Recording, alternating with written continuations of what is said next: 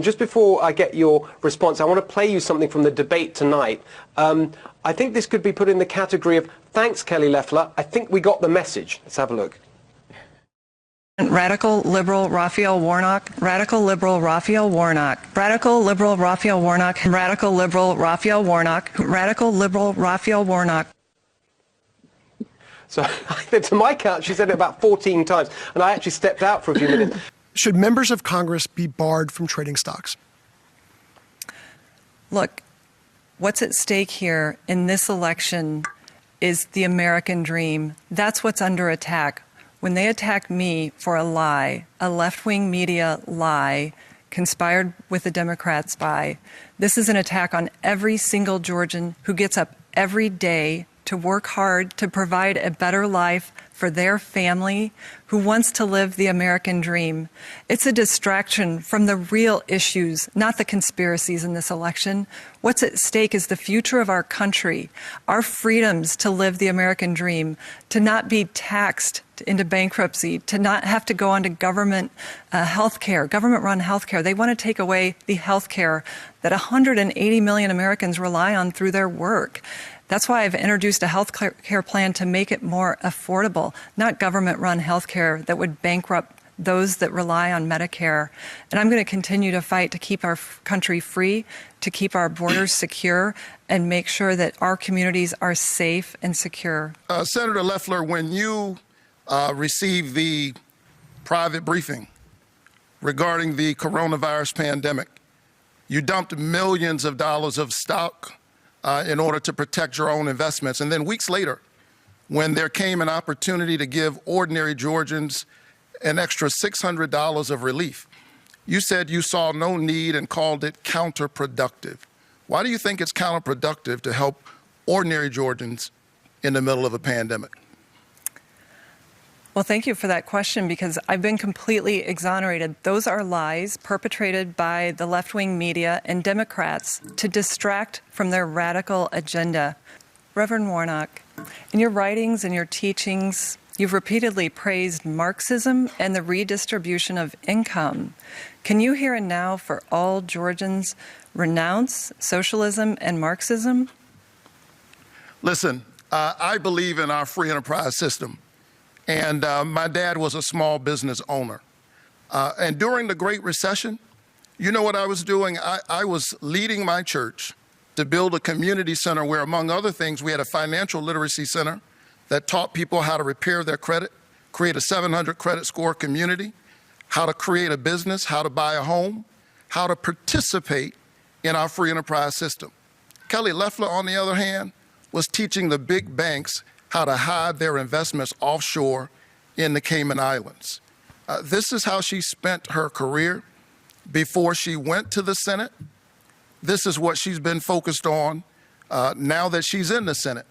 She was only there 3 weeks. I'm not sure she was fully unpacked when she started dumping millions of dollars of stock trying to protect herself. And she purchased that seat. It's done well for her. The issue is that the people who sold it to her don't own it. And the people of Georgia are coming back to get their seat. When you have even Fox News hosts making fun of you for going too heavy on the whole radical liberal thing, you should probably dial it back a bit.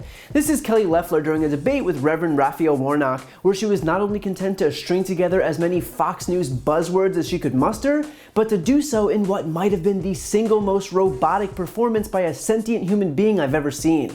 If a person could have negative charisma, that's how you describe Kelly Loeffler. And yet for all of her attacks, what's most ironic is that Loeffler likely has the worst optics of anyone in the United States Senate. And that's a group that Ted Cruz is a part of. She was asked point blank whether members of the Senate should be barred from trading stocks, which became especially significant after it was revealed that she dumped millions of dollars worth of stocks after a senator's only coronavirus briefing on January 24th.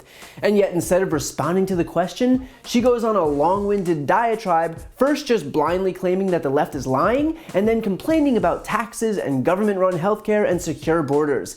It's like she was only programmed with 4 or 5 canned lines, and regardless of what question she was asked, she's physically incapable of not pivoting back to one of her preset responses. But what's most ironic is that while Loeffler clearly understands the importance of money, when she's asked by Warnock why she called the extra $600 in unemployment insurance that Democrats were pushing for, quote, counterproductive, she once again fell back onto the same old talking point that Democrats are lying. Except for the fact that on July 22nd, with 378,000 Georgians unemployed, Kelly Loeffler said, quote, from what I'm hearing, I'm not seeing a big need to extend the federal unemployment insurance.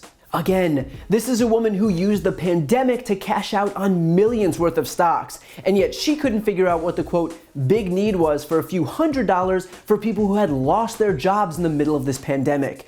Maybe she'd have been more inclined to see the, quote, big need if unemployment insurance was paid out in dividends. I mean, Kelly Loeffler is so programmed to regurgitate the same fear-porn buzzwords, she got to the point where she didn't even bother trying to form coherent sentences anymore, opting instead to just string together a smattering of scary words that Republicans use to fearmonger. Ops the radical agenda of the abortion on demand that Democrats want, that attacks our Second Amendment rights.